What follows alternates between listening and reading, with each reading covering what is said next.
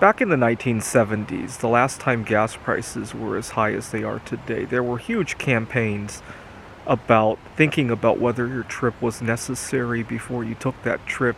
It seems like that kind of advice is no longer politically acceptable to use, right? People get very defensive if you call their activities frivolous or whatever the situation is, right? So right now as I speak, I'm in Seattle, Washington. The price of gasoline is pushing $5.50 a gallon.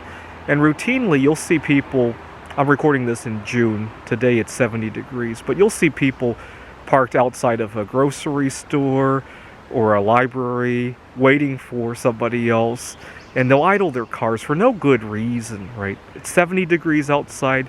If anything, you should open a window, right? Not idle your car, right? And people don't stop to think if that was necessary or not.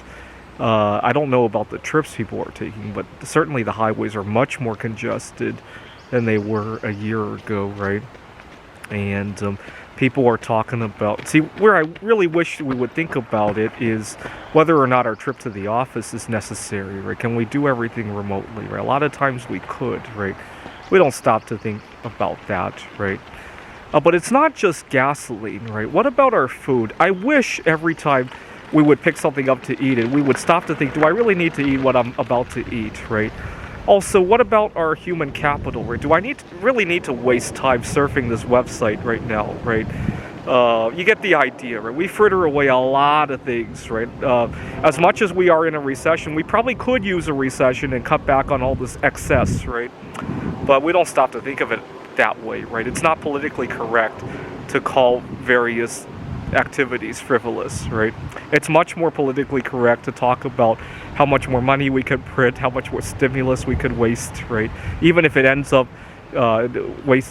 polluting our environment, making people unhealthy, making people develop bad lifestyles, right? Encouraging people to use drugs, right?